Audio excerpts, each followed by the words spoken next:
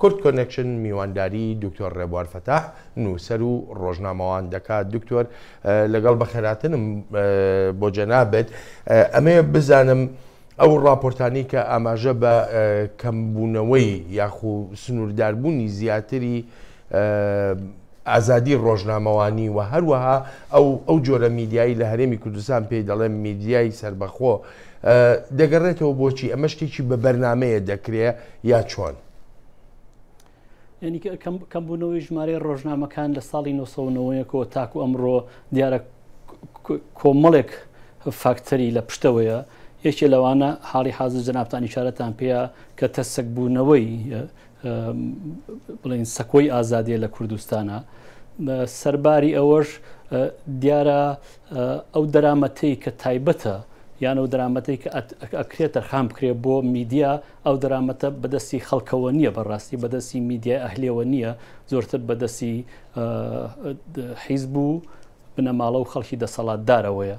ئەوە کاریگەریەکی زۆری بۆ فاکتەرێکی کەشەیە کە بیرم نەچێت ئەوەیە کە لە ساڵی 2023 بەرەژوور کوردستان بۆ میدیاکانی جیهان کراوەتەوە.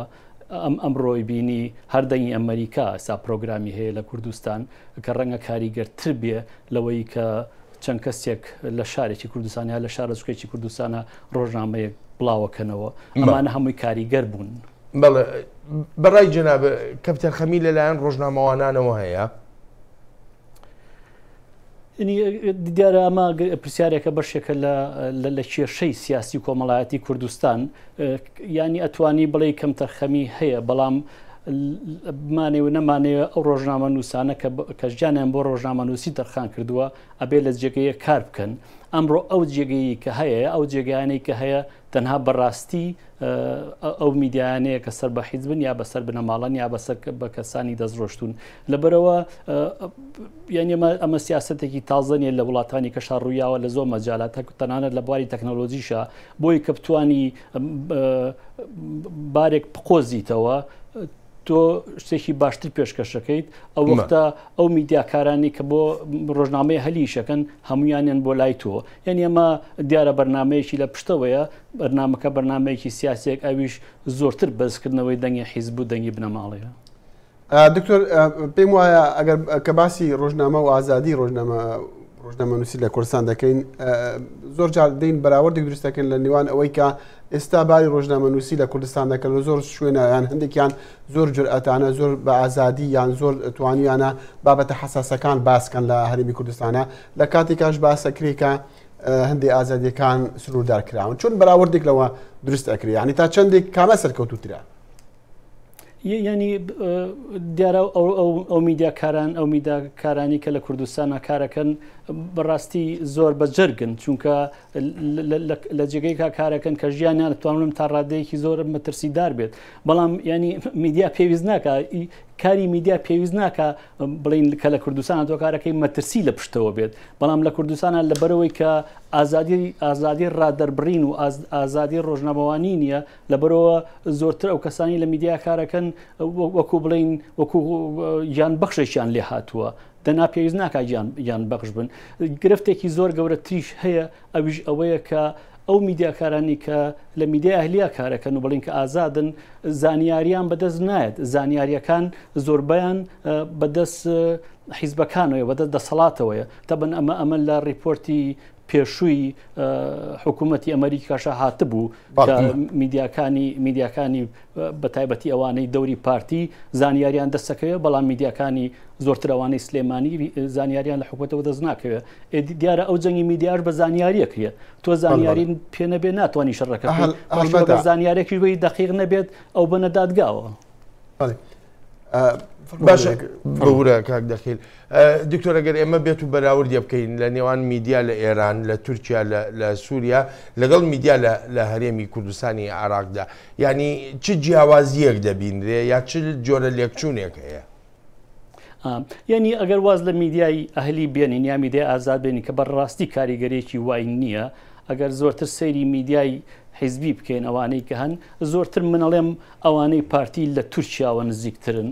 یعنی ئەوەش ئەگەر بەوردی وەکو کەسێکی شارەزار لیان بکۆڵیتەوە سیرەکەی ئەگەر سەیری هەرێکە لەوانەی کە کاریگەرن میدیای کاریگەری لای پارتی بکەی سیرەکەی زۆر کێشە هەیە کە زۆر گرنگە بۆ کوردستان ینی خەفەیەکەن هەندێک کێشەی تریش کە خۆیانیانێ بیکەن بڵین بەرز ڕای بگرن سیرەکەی وەختی خەڵکی پێوە خەریەکەن و وەختی پێوە کوژن و بۆ نموناوشت ئەو شتانی کە یانەیە بە تایبەتی لەگەڵ ئەکەپا زۆر یەکێ لە سەرکردەکانی کە بە قسەیاکە سیرەکەی میدیاکانی دەوری پارتی زۆر بە جدی وەریەگرن لە کاتێکا کە پێشمەرگە لە تووس خورمات و جانی خۆیە بەخشیە ینی سیرەکەی بەڵەنسێک نییە لە نێوان بڵاوکردنەوەی هەواڵەکانە یا بایەغدان بە هەواڵەکان کە ئەمە بە بۆچوونی من زۆرتر لە تورکیاوە نزیکترە تاکو ئێران. دکتۆر ڕێبوار زەحمە نەبێ ئەگەر باسی شێوەی میدیا و بە تایبەتیش لە کاتی ئێستا کە تەکنۆلۆژیا وای کردووە میدیا زۆر بە ئاسانی دەگاتە هەموو خەڵکێک ئێستا ئەو میدیایە یان ئەو تەکنۆلۆژیایە توانیوێتی پەیوەندیەکان یان کۆمەلگای کوردەکان لە ڕۆژهەڵات ڕۆژاوە باکوور باشوور لەو شوێنانە زیاتر نزیک بکاتەوە زیاتر باشتر لە یەکتێک بگەن.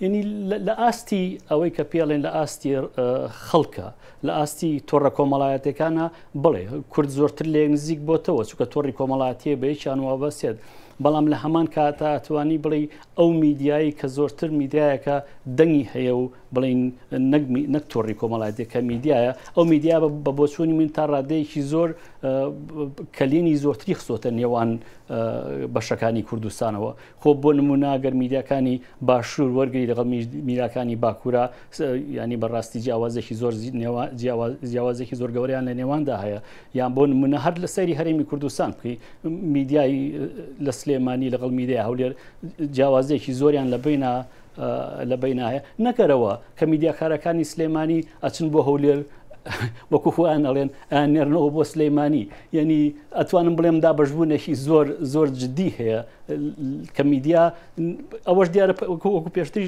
ئاماژەم پێکرد بەشێکە لە پێکهاتەی کۆمەڵایەتی و سیاسی کوردستان.